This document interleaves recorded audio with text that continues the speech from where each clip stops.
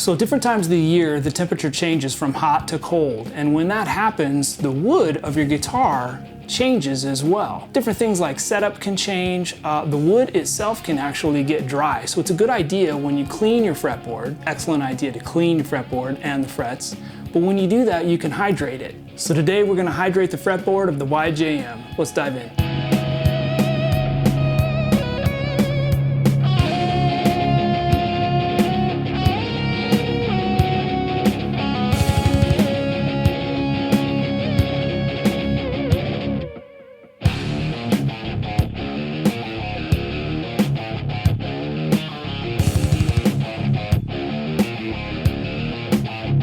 So what I have here are a few things I like to have on hand before I do this. The main thing is the F1 oil. This is what we're going to use to hydrate the fretboard.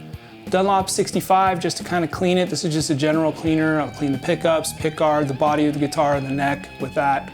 A flashlight, the way I can kind of see and highlight the wood. You can kind of see how dry it is.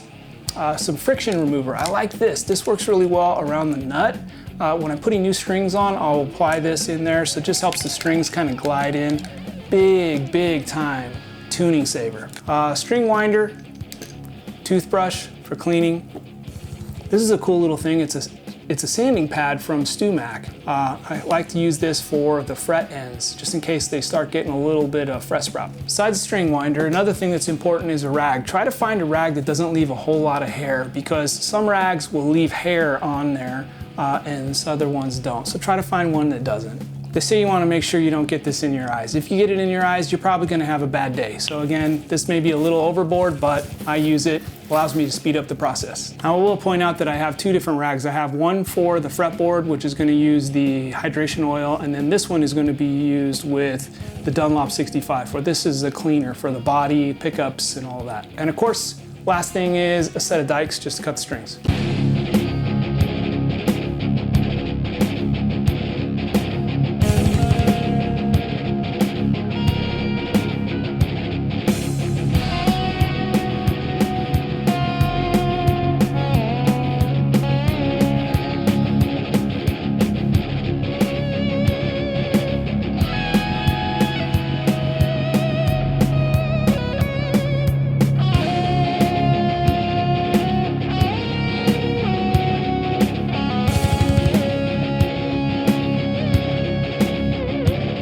So at this point, I'm just going to put a drop per fret, just like this.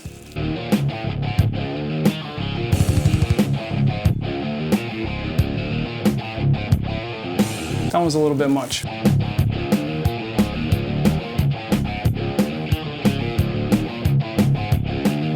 And all I'm interested in doing is just making sure that I'm able to distribute across the wood.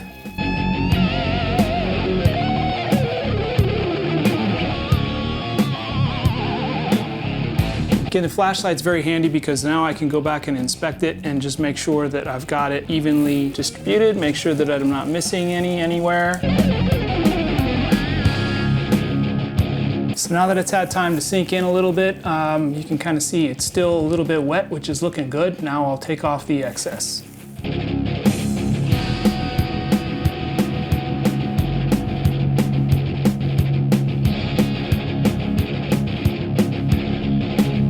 At this point, I'll just do some general cleaning around the guitar.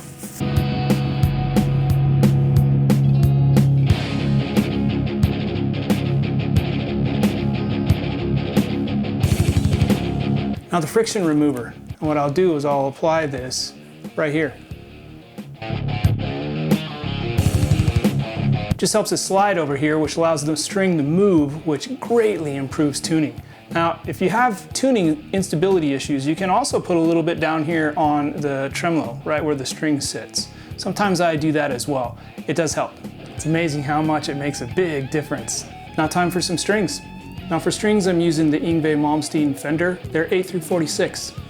Another thing I'll do is I will count 1, 2. If the string is going to go right here, I will count 2 tuning pegs past that and then snip the string right there.